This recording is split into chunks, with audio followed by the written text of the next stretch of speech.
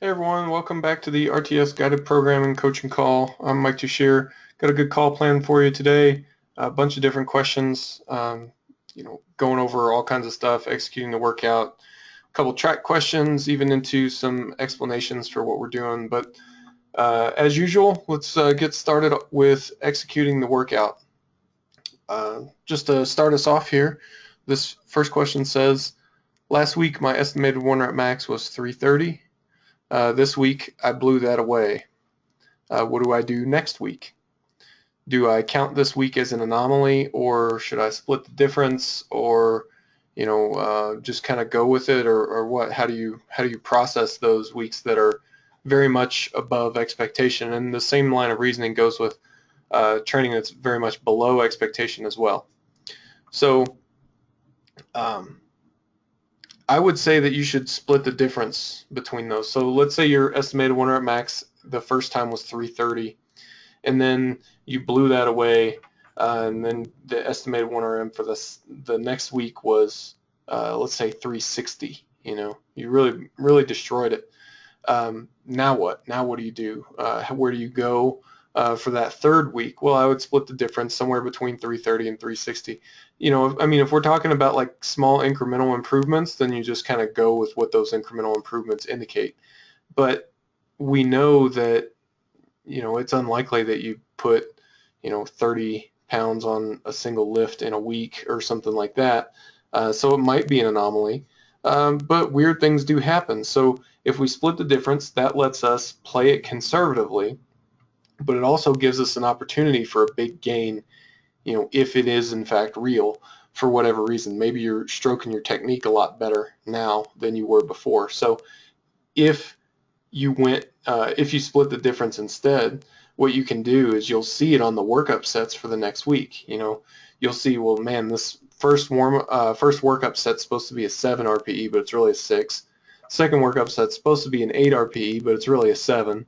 So you'll take a little bit bigger jump, and you'll find out what's really there on that third workup set, or you'll take an even bigger PR on that third week. Likewise, if it's an anomaly and it's not going to be there, then you'll be in a good position to adjust. So that's what I think you should do. That's what I would do if I was in your situation. Next question says, at the last 2 competitions, on my final deadlift, when the weight was near my max, 99 or 100%, I lose my upper back tightness, shoulder position. It's almost impossible to lock the weight out. Do you have any good assistance exercises for that?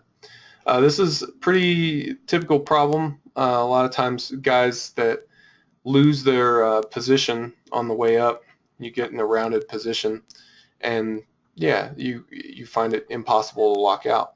So as far as assistance exercises to help with that, really it's built into the program. You'll see rack lockouts in your program anyway. Those will help. Just make sure that when you're executing any assistance movement that you're doing it with the same technique that you have in competition. So that means when you do your rack lockouts, you should try to mimic that same position that you have in your contest lift. Similarly, we also do pause squats. If your difficulty is in locking out, I would want to see you pause just below the knee. What I find is for people that have difficulty locking out a deadlift, their weak range of motion, the range of motion where they drop all their bar speed, is actually just below knee level. So do your pause deadlifts by pausing just below the knee, and that also will help that lockout position. It'll help you maintain a nice flat back position a little bit higher in the lift as well. And that really necessitates another conversation that we need to have about back position in the deadlift. And I know we've gone over this before, but it's something that's important. If you're losing your back position in the deadlift, that means you're going from a flat back position and flexing forward into a rounded back position. We typically don't want to see that. If you're going to be a round back puller, you need to go into that with both eyes open, and you need to do it. If you're going to be a round back puller, then be a round back puller. Start that way from the bottom. Continue all the way through. Of course, I'm maximum lift is going to sometimes deviate from perfect technique. And if you're only talking about, your 99 or 100% lifts, that may be acceptable risk for you. However, if what happens for a lot of people, it really starts happening a lot less than that. They'll start in a flat position, and then we see it pretty regularly on the videos that we review here. They start in a flat position, and then as the bar comes off the floor, they flex forward into a rounded position. I would rather see them start in a rounded position and maintain that the whole time. If you're going to start in a flat position, I want to see you maintain that the whole time. Of course, this is more of an aside conversation because you're talking about a technique deviation that happens with 99 or 100% weights. Sometimes those things happen. It's just something to be aware of. Now, if you know that those things tend to happen and you manage to do some pause deadlifts by pausing in your weak range of motion right below the knee, you do your rack pulls by mirroring your competition technique, then I think you'll find that gradually your tendency to round forward will become less and less, which is going to be a good thing for you. All right, we had one question that came in here right away. I want to make sure that I don't leave this for too long. All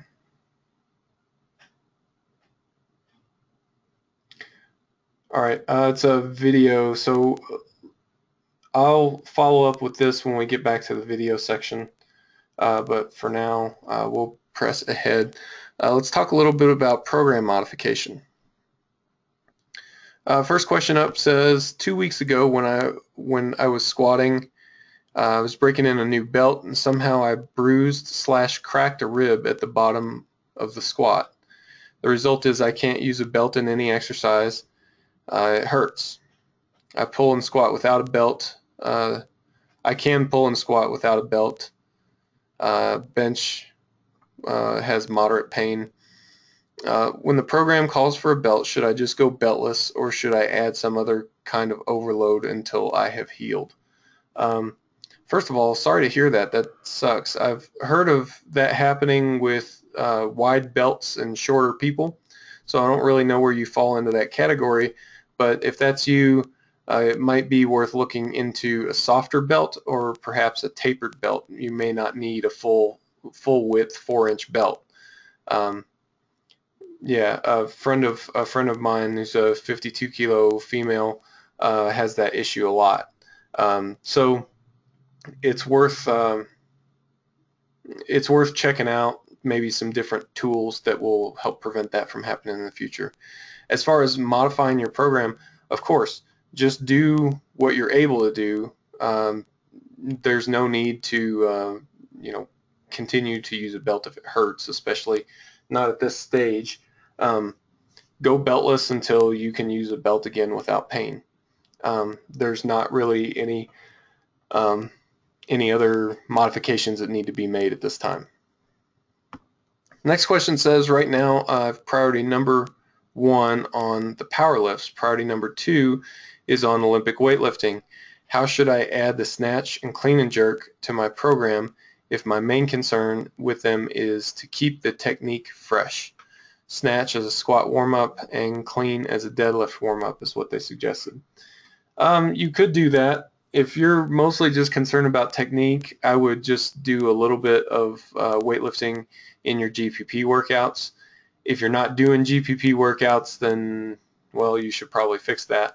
But you could do them as part of your warm-ups as you suggested. My first choice would be to do it as GPP, though. I think the weightlifts are fun, so I'll include them with my GPP as well sometimes. Not all the time, but that's just personal preference. So you can definitely do it then. Just make sure that it's not disrupting your normal training. So don't do cleans, super heavy cleans in your GPP the day before a deadlift workout so that you're still fatigued when it comes time to deadlift.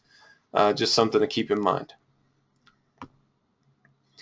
Next question says, is it possible for me to do deadlift singles working up to the top set with gear, but remove the gear when it's time to do the reps? My singles look really smooth, but rep work in the gear are all really slow except for the first rep. Grinders are taking a lot out of me, and the RPEs in the following sets are all 9.5/10, even though I lower the weight. So what you should do, so we're talking about training with gear, and for those of you who have been around for a little while, you know when we do our gear modifications for these programs, we work up doing singles, and we'll do some moderately heavy singles. So it seems like those singles are just fine. It's the rep work that's difficult. I'm of two minds with this. On one hand, yeah, if you took off the gear, particularly for the deadlift, it's not going to be that big of a deal. You're already getting the bulk of your technique work, your really important technique work anyway. So if you take off the gear, that's not a big deal. Just another option for you to consider, though, since this is guided. Another option for you to consider is to just lower the weight a bit more. I can tell you that if you reduce the weight a bit, then your tendency, to feel like maybe you're grinding too much is going to go away. Your bar speed will pick back up a little bit. Maybe not the best solution because you're training with lighter weights. And nobody says you have to stick with just one way either. Another option for you would be to alternate, so that one week you stay in the gear for longer and the next week you get out of the gear a little bit sooner. That might be a better way long term to help you cope with it, because you'll kind of get both stimuli. You'll have a little bit of exposure to more reps in the gear, heavier weight and stuff like that. Or not necessarily heavier weight, but more reps in the gear at least, by keeping the gear on longer. But then if you get out of the gear and do your rep work raw, that'll allow you to practice good technique and kind of get into a rhythm with your deadlift training a little bit more. I think if I were you, if it was me in this situation, I would err a little bit more on what you suggested. Doing your rep work raw. I just wanted to present that other option there in case that's something that resonates with you, in case you would benefit from more time in the equipment. Next up, we've got a scheduling question. This one says, I'm leaving town this Wednesday through Monday. I'll try to get in my priority 1 and 2 sessions before I leave. When I get back, do I just pick up with priority 3 next Tuesday, which will put me behind on your training schedule, or do I, drop where I'm at and pick up with the training as planned? I would rather you drop where you're at and pick up with training as planned. So you're going to be out of town from Wednesday through Monday. So that means when you get back on Tuesday, you'll have a fresh week of training in your inbox. Do that. I know that you're going to miss your priority 3 and 4 work from the week prior. That's why it's priority 3 and 4. We managed to hit the important stuff. Now let's move on. Let's be where we're at and adjust the training accordingly. If we continue to go with the priority 3 and 4 work that you missed, then that throws off the remainder of the training cycle. It would be better to just cut our losses and continue to move forward. It'll be better from a strength and adaptation standpoint as well. So it's not just a scheduling convenience, it's a strength and adaptation advantage to do it this way.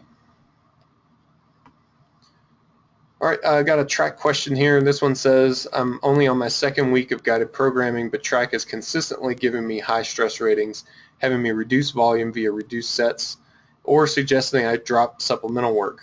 Is this just my body becoming acclimated to the new training? Should I continue to chug along and train using track suggestions in my current group, or am I potentially a candidate for moving to a different group? Good question. First of all, I think you should continue to chug along, listen to what track says, and give it a couple more weeks at least. What could be happening, what's likely to happen if we're only on our 2nd week, is that there's just something else going on. It could be residual from your previous training program. It could be that you're not adapted to the level of volume that I'm having you do. It could be something else going on in life. You might be battling an illness or something like that, even behind the scenes. I'm not sure. But one way or another, track is telling us that there's some concern in how your body's processing stress. So let's at least be receptive to that and give it a little bit more time. If track continues to give you this sort of indication, let's say for another 2 weeks, then you need to let me know about that, because you would be a candidate for moving to a different group. Track is intended, as you obviously know, to adapt the training. It's to modify the training. It's not going to continually perfect the training for you. So the closer we can get to a quality training program outside of track, the better job track can do of fine-tuning that program for us. Okay, we've got a couple miscellaneous questions here. This one says, I've always deadlifted in a flat shoe. The last deadlift day, I tried to deadlift with my Adidas Olympic shoes. The results were quite unreal to me. I hit a 12.5 kilo PR just by using my weightlifting shoes, and it felt easy. Why is that? The most positive with Olympic shoes, my lower back isn't sore at all. Why is that? Good question. I mean, look, I could tell you something about weightlifting shoes allowing you to bring more quad into the movement, or this about effective tibial length and stuff like that. It doesn't matter. And that's kind of where I sit with things right now. I don't think it necessarily matters very much why in this particular case. This is not a typical experience. I find that most people, especially most good deadlifters, are deadlifting with flat shoes, and that could be just something that they get used to over time, or there could be something more biomechanical to it. But one way or another, we're about optimizing your training to fit you. You've tried this. You deadlift 12.5 kilos more easily by switching shoes. Now, that's quite significant to me. 12.5 kilos is nothing to sneeze at. Just we need to make sure that we're covering our bases. Is it possible that you're just stronger? Are we comparing this to pre-cycle numbers, and then through the training over the last several weeks, you've just gotten stronger? Another possibility is good days and bad days. You're going to be the one that has to answer that. But if there's no real other explanation for this other than you just respond better to having weightlifting shoes, then go with it. Really, if there's no reason that you can think of not to, I would at least give it another trial and see if this effect stays around. So give it a shot. Stay with it for a little while. If your lifts continue to be stronger with weightlifting shoes, then wear them. I mean, people can provide you with all kinds of reasoning for whatever they want. This is why you should, this is why you shouldn't. It doesn't matter. You've tried it, and this is how you lift better. I mean, that's the end of the discussion. There's no other points that matter from a powerlifting perspective. Plus the benefit that your lower back isn't sore.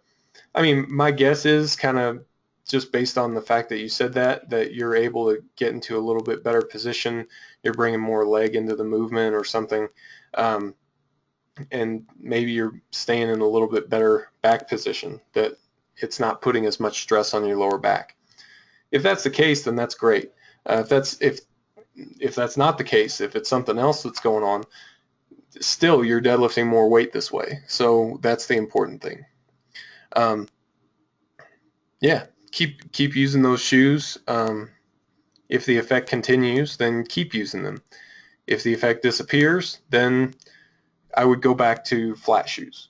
But yeah, I mean, that's kind of the epitome of self-experimentation and kind of noting your results, and that's how you're going to optimize your training. So good work on that one. Next question says, when you approach the bar and get ready to lift, I know that you're calm and you don't get psyched up, but I was wondering if there's another mental state that you're aiming for. Another mental state that I'm aiming for. Not really. So, and this is really a question about my personal experience and what it's like for me personally. I get focused. I have a couple of things that I'm thinking of, one or two cues. Um, and the list of cues that I use has gotten dramatically shorter over the years. Now it's like one or two things. And if I feel myself starting to trying to focus on too many things, I kind of have to remind myself, look, you know how to squat, you know how to deadlift. Just do what you've always done, and I'm sure it'll be the same way with you guys as well if you've got a significant amount of experience doing this. Um, so I'll have one or two cues that I'm focused on. The rest of it's all process. Like I breathe the same way as I approach the bar. I take the same steps. I try to sit the same way. I mean, everything is very ritualized as I approach the bar. And I don't think that there's anything wrong with that because it's a very controlled environment in powerlifting. The whole sport is very controlled. As far as a mental state that I'm aiming for,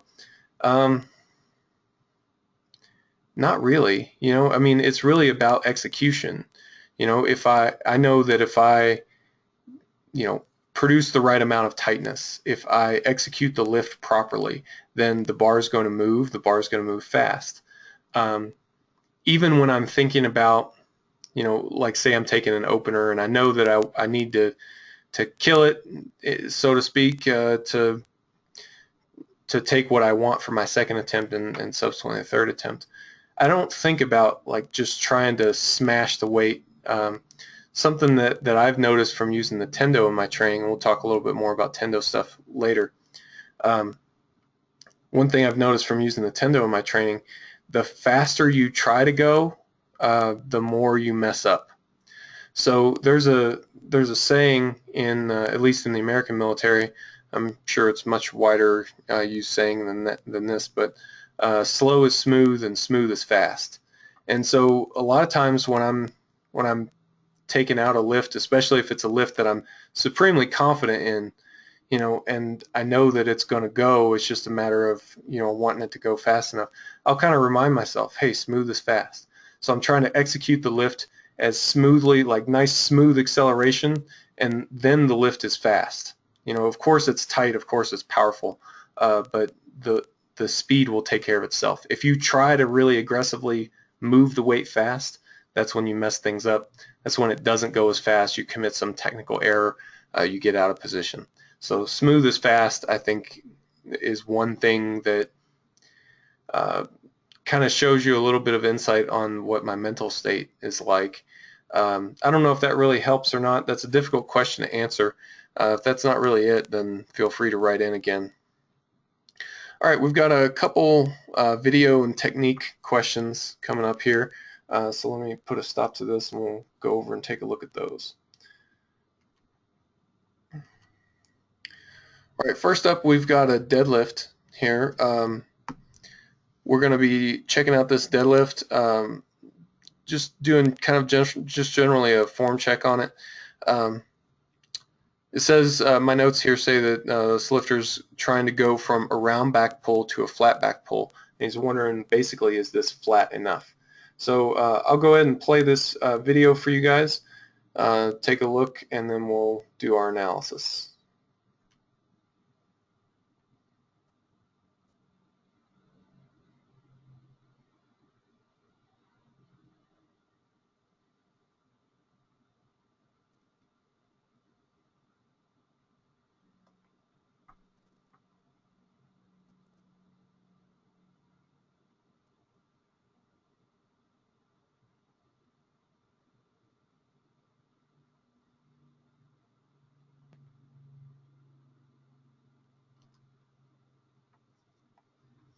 Okay, I stopped the video here. This is more or less the position that you're in at the bottom. You get a little bit more flex as we break the weight off the floor. Is this flat enough? How flat is flat enough? That's the question. You are definitely still rounded a bit, and you can see that because it takes you a while to lock out. you can see that you're pretty much all locked out, except that you have some residual spinal extension that has to happen at the end of your range of motion. So you're not flat in the sense of being a flat back puller, but the question of whether or not this is flat enough, that's kind of up to you and how you want to deal with this. I've coached lifters where this is a relatively flat position for them. They can go much more into flexion than what this shows. So if this is something that you've been working on, continue to work on it. You know, it's okay to be where you're at, you know, continue to focus on developing this lift. I wouldn't want you to start flexing under load though, and that's the big thing. So what you're looking for is as this weight breaks off the floor, you want your back position to stay the same or extend. You don't want your back position to go into flexion. So that's the thing that you should look for when you're reviewing these videos. So yeah, let me know your thoughts on that, and we'll follow up on this if we need to. All right, next question. We got a squat form check to take a look at.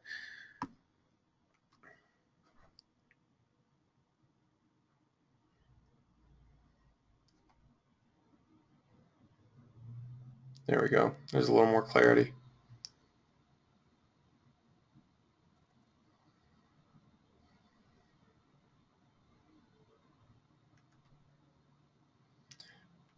All right, let me try to stop at a little better position.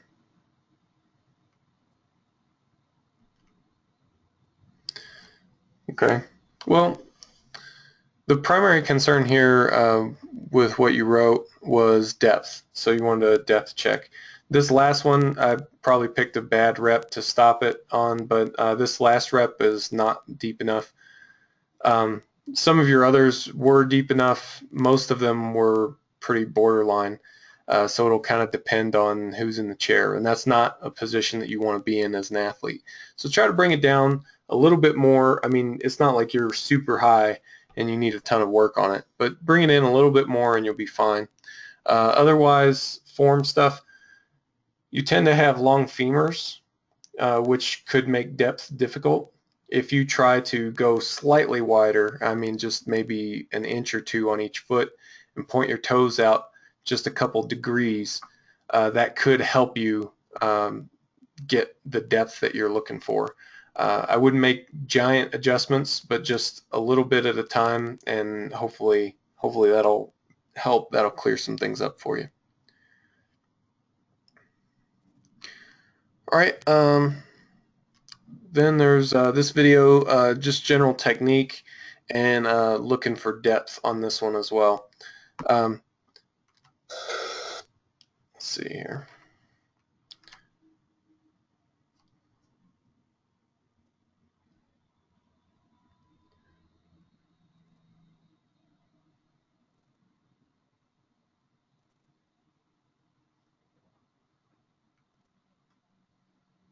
All right. Well, depth looks pretty good on this one to me. It's difficult to tell from the front, but it looks like you're there. I mean, you're not there by a mile, but it looks like you're there.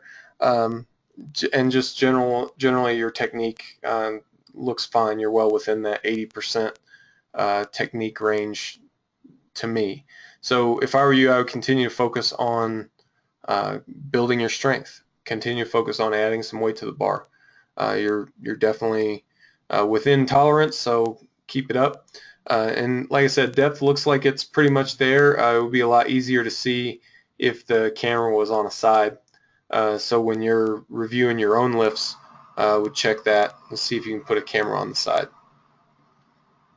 All right, and then let me see if I can get this question that came in.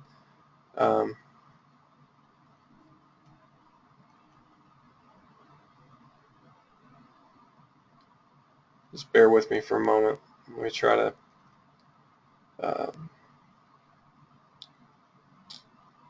let's see if I can try to get this video up.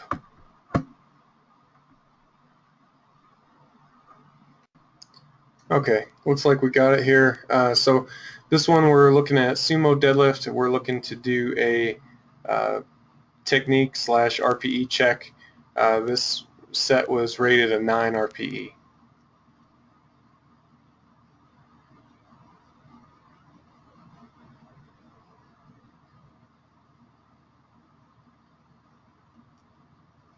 All right, so just a single. So let me back this up and let's check this out again.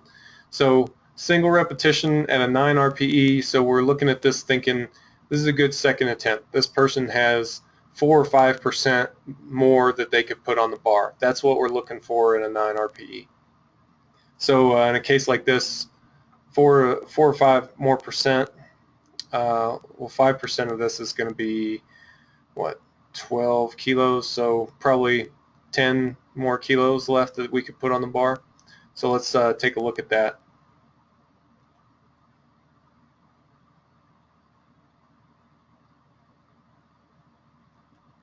Yeah, I would say this is definitely a 9 RPE, maybe slightly easier than that.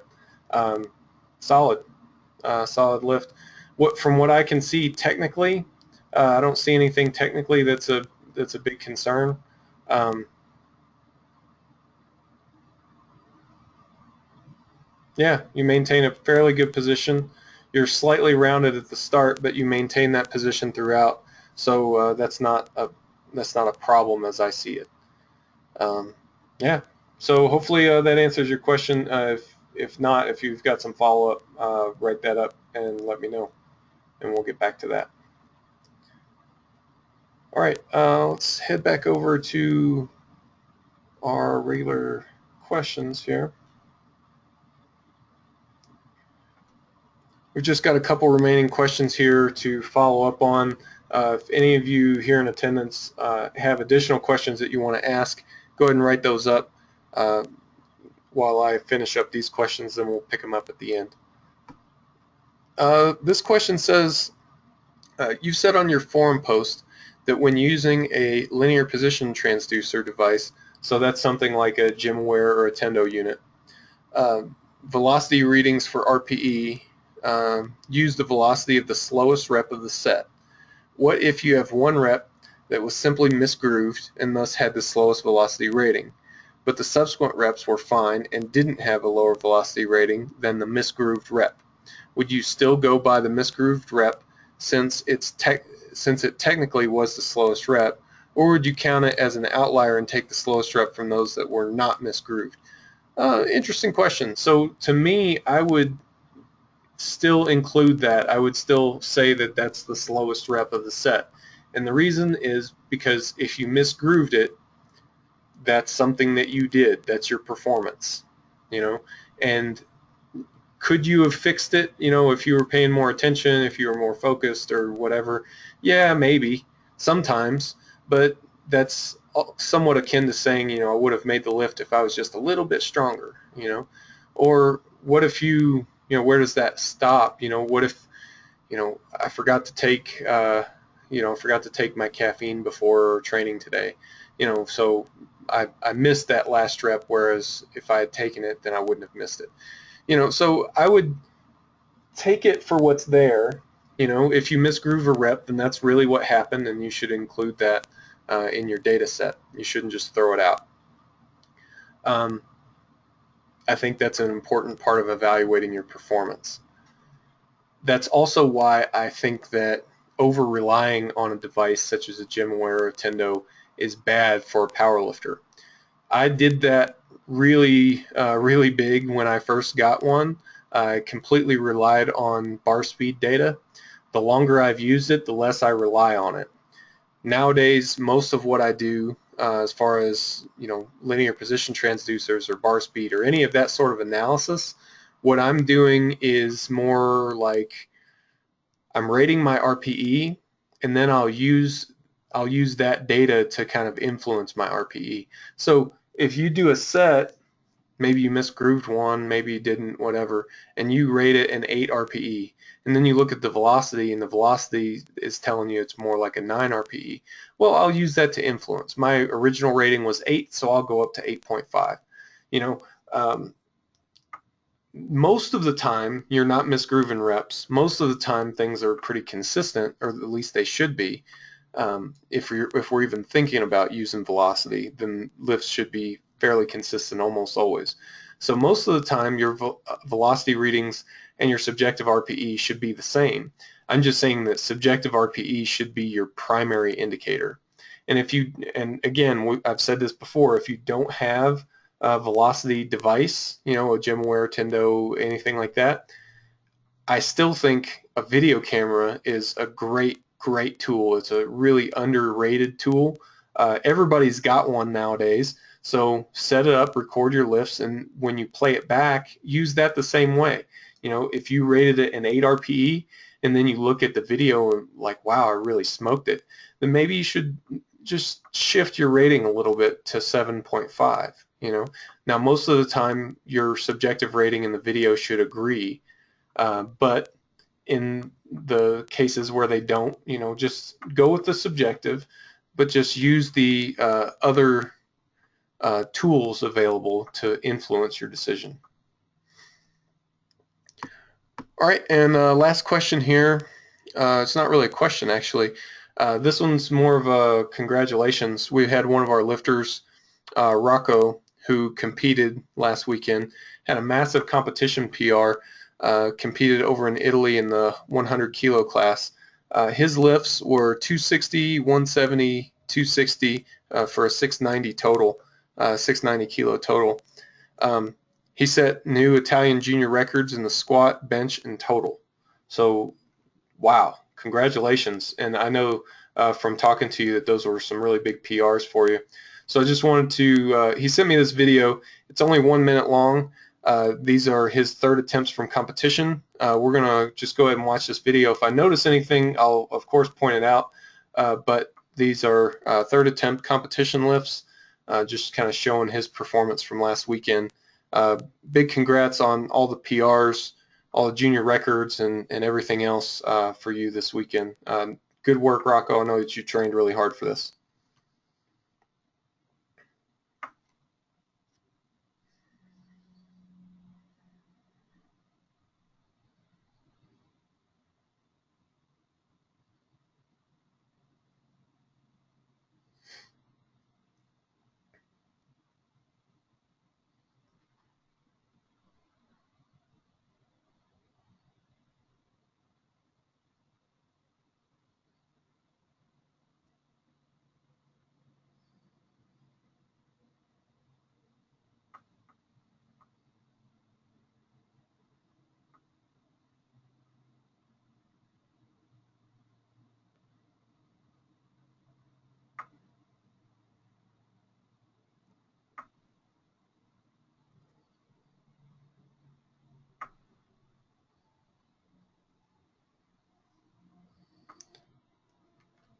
All right, nice work, Rocco. Good attempt selection as well. All those lifts look like they were right at the end of what you had that day, but I mean, they were clearly made lifts, clearly solid attempts. So good attempt selection, good execution, and congratulations on your performance. Well, that's about it. That's everything that we've got for today. I had no additional questions that came in, so we're just going to go ahead and wrap things up. Thanks everybody for watching. We'll get this posted up for you guys as soon as possible. Remember to check the calendar for next week's call time. It'll be Monday again. I'm in a much better rhythm these days, so we'll be back to Mondays. Don't forget to send in any questions that you guys might have. Good luck training this week. Make sure that you're, as always, taking what's there and building some momentum. See you next time.